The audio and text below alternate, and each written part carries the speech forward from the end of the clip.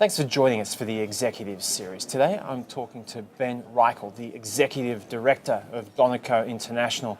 Ben, thanks for your time. It's a pleasure. Thanks, Tom. Now, you've got an interesting business because it spans hospitality, gaming, leisure. Why don't you tell us a little more about Donaco? Certainly, Tom. Well, Donaco was founded about 15 years ago, and it was founded by our Managing Director, Joey Lim, and his late grandfather, who was Lim Go Tong. Now, Lim Go Tong was the founder and chairman of the Genting Group of companies. So many people will have heard of Genting. They own leisure and entertainment properties all around the world. They own the Genting Highlands Resort in Malaysia. They own Resorts World Sentosa in Singapore. They own Resorts World Manila, and similar leisure and entertainment properties in the US and the UK. So a very major leisure and entertainment conglomerate. But Donaco was founded by Joey and his grandfather really to go after this opportunity for a boutique hotel and casino in the north of Vietnam. So our strategy is a little bit different to the Genting Group.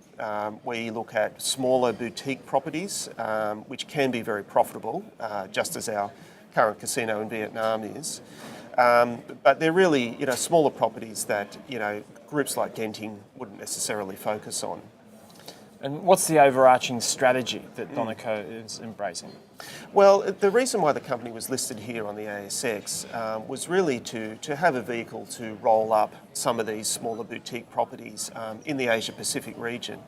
So starting with our flagship property in Vietnam, we have now moved to sign a deal to acquire quite a large casino and hotel in Cambodia.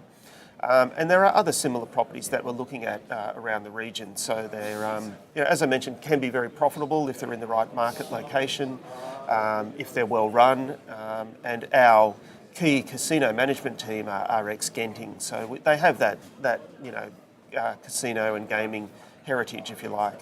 So we hear a lot about the emerging middle class in Asia. Obviously, casinos are positively leveraged, that sort of thing. So how is the Vietnam property positioned? Well, the Vietnam property is very well positioned to ride that wave. So it's located right up in the north of Vietnam, on the border with China, specifically with Yunnan province in China. So it really is targeting that emerging middle class, as you mentioned. They love to travel, and there's more and more people travelling from China every year. They have more money to spend. And of course, quite a few of them are interested in gaming. So the property's been established there for about 15 years.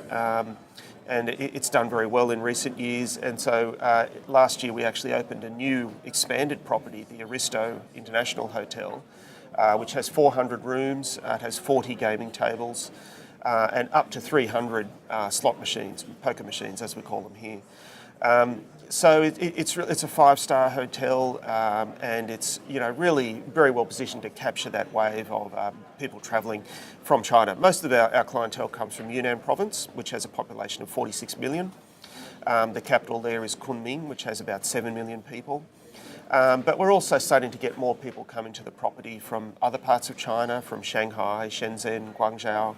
And there are also now groups of players visiting the property from Malaysia, Singapore, and other parts. The key thing to remember is that locals in Vietnam are not allowed to gamble, so it's foreigners only. And that's the key reason why the property was originally established on the border with China, obviously to capture the foreigners visiting Vietnam. We're also starting now to get some expats, though, from Hanoi. Hanoi's about a 3-hour drive on a brand new highway. And there are tens of thousands of Korean expats living in Hanoi, so they are able to visit the property, and they're now coming up on weekend trips as well.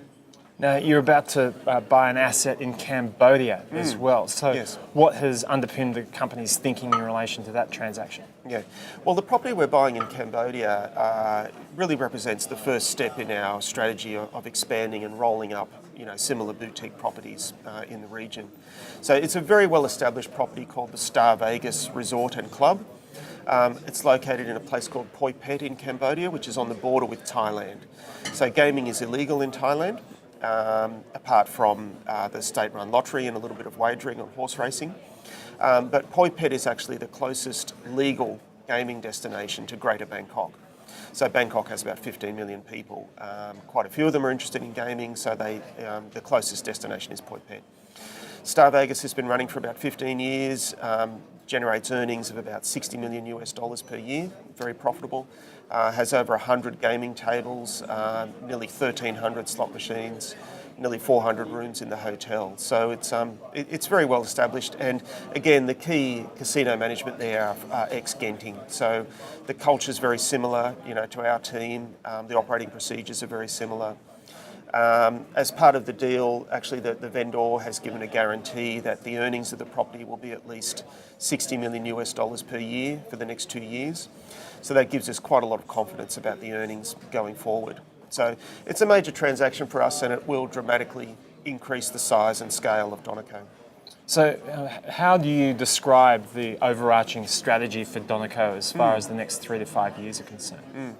Well, it's really about looking at ways that we can combine some of these boutique properties and run them more efficiently, make sure that we have the best practices in place across all of the properties. And it's also about diversification. So one of the key benefits for us for this deal in Cambodia is that it's really a Thailand-facing business. So the existing property in Vietnam is a China-facing business. So it gives us that market diversification and geographic diversification as well. If there are some things that, not going so well in the China-Vietnam relationship, that has no impact at all on the Star Vegas in Cambodia. So over the next few years, we'll certainly look to add more properties into the group. Not in the short term. In the short term, we're very much focused on bedding down this acquisition in Cambodia. It is a major deal for us. But our MD, Joey Lim, doesn't stop. There's a pipeline of opportunities, and he's constantly looking at new ways that we can, expand the group and to add value. Ben, great insights into Donaco today. Thanks for your time. Thanks very much, Tom. It's a pleasure. And thanks for joining us for the Executive Series.